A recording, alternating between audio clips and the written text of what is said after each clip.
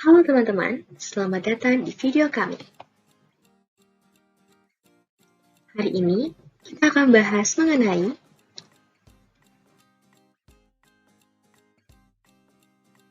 evolusi psikoterapi.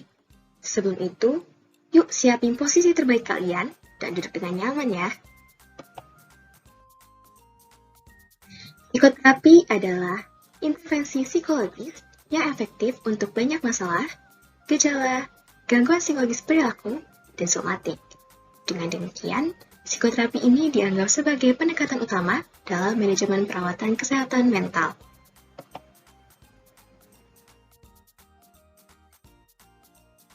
Wah, menarik ya.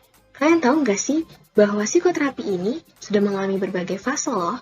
Penasaran? Yuk kita bahas evolusi psikoterapi. Berawal dari tahun 1930, psikoterapi termasuk kegiatan utama psikolog klinis, tetapi saat itu bukan aktivitas profesional yang signifikan. Pengobatannya masih dikuasai oleh dokter medis dan bukan psikolog. Semenjak saat itu, psikoterapi kemudian terus berkembang dari tahun ke tahun. Salah satu peristiwa yang penting dalam evolusi psikoterapi adalah Perang Dunia II. Setelah berperang, para tentara pasti mengalami beberapa konsekuensi psikologis. Sehingga, psikoterapi mulai dikenal sebagai strategi pengobatan yang dilakukan oleh psikolog klinis dan bukan pekerjaan seorang dokter. Tak hanya itu, pemerintah juga berperan dalam perkembangan psikoterapi, di mana para tentara yang telah melayani negara diberikan layanan berupa terapi, penilaian, dan pelatihan agar meningkatkan kesejahteraan para tentara. Pasca perang, banyak tentara yang mengalami konsekuensi psikologis. Salah satu yang paling umum dialaminya adalah shell shock, atau sekarang lebih kita kenal dengan PTSD. Maka dari itu, psikoterapi muncul untuk mengurangi jumlah individu yang mengalami konsekuensi psikologis. Nah, di setiap masanya itu banyak banget nih aliran atau pendekatan yang muncul. Alirannya apa aja? Yuk kita lihat.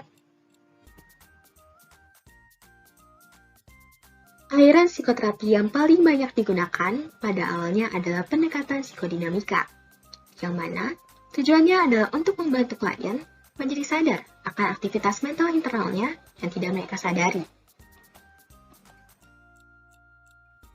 Pada tahun 1950 sampai 1960-an, muncullah pendekatan behavioral, di mana fokus pendekatannya adalah pada metode empiris dan perubahan perilaku klien yang dapat diobservasi serta diukur.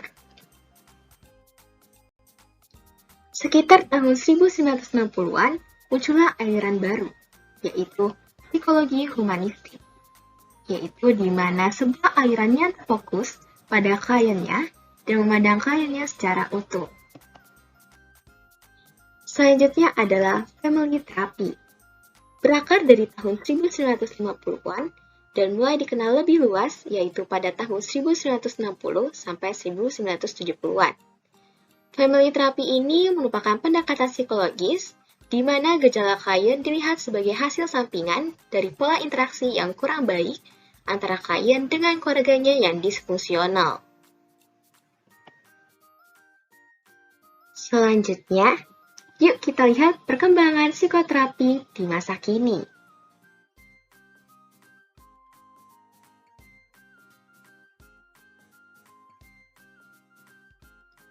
Pada saat ini, terdapat peminatan terhadap kognitif terapi, yaitu di mana pendekatan ini menekankan pada pemikiran logis sebagai dasar untuk terapi kesehatan psikologis. Namun, metode terapi ini tidak meningkat hanya pada kognitif terapi saja, namun juga sampai pada pendekatan yang menggabungkan beberapa pendekatan, baik secara eklektik ataupun integratif. Nah, setelah penjelasan evolusi psikoterapi tadi, aku harap wawasan ilmu kalian semakin luas ya. Oke, aku sudahi dulu ya penjelasan mengenai evolusi psikoterapi. Sampai jumpa semua!